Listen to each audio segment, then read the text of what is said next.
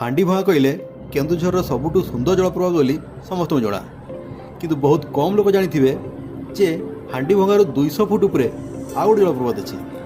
तो आमे आज बाहरीचु से हांडी भंगार 200 फुट उपरे थिबा जलप्रपात देखिया पई। चलतु आम सहित देखिबा। एबे जो जाउछन रास्ता राइट साइड रास्ता जाइछि प्रथम जलप्रपात को जोडी आमे आछिन देखिया पई। एबे आउ जति एबे जो रास्ता देखछन माटी रास्ता देखछन लेफ्ट साइड एट देखो देखा ऊपर को जीवा रास्ता ऊपर को माने जो प्रथम जो अच्छी जलप्रपात तले ता ऊपरे आउरी गोटे जलप्रपात अच्छी देखो ता ऊपरे आउरी गोटे माने तीन टा जलप्रपात अच्छी। आमे जीवा के ऊपर जलप्रपात जीवा तापर तल जलप्रपात को जीवा।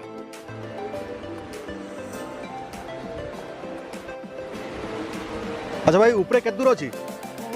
बहुत दूर चढ़ी हबो हैं थकी जीवी केतरा अच्छी ये भाई तले गोटे अच्छी पानी पड़ुची उपरे आ गोटे आ मु शुणी तार उपरे गोटे अच्छी तीन टा।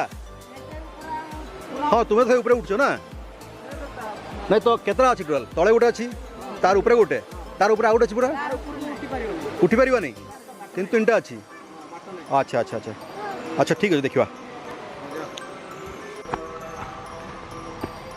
बहुत उपरे अच्छी हाँ देखिबा।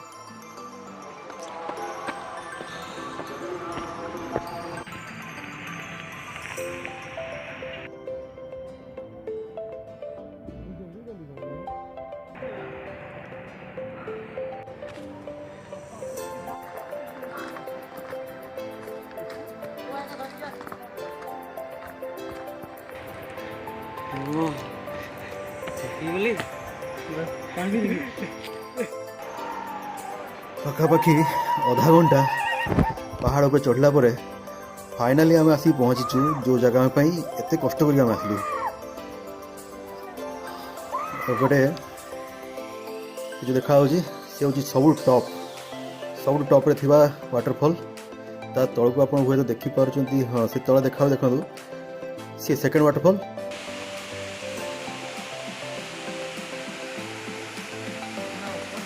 देखो केते सुंदर वाटरफॉल। तो या ऊपर को आसा पहले आपको बहुत कष्ट कर आसा पड़ो फैमिली नहीं तो बिल्कुल आसबेनि। जदि बैचलर आसुँच ठीक अच्छे ना फैमिली सहित आसुँच तले थी वाटरफॉल बस ताको ही देखिए रिटर्न जीवे।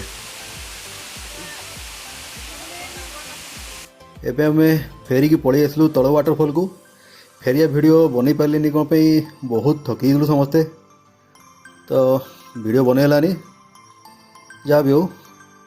ये एबे रास्ता हूँ तल वाटरफॉल रो आप जब फैमिली लेके आसते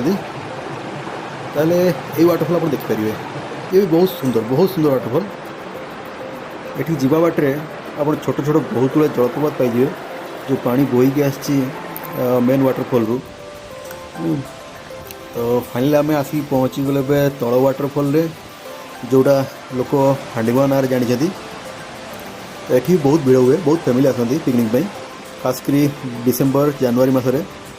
तो आप आसतु बहुत बढ़िया लगे आपको ये जगह केतटा जिन खाली ध्यान देवे ये कौन कि सूर्यकिरण पड़ू जमा तो बहुत ठंडा अच्छी आप से हिसाब से प्रिपेयर होते छोट छुआ आणुंट शीत वस्त्र पिंधिकी आने।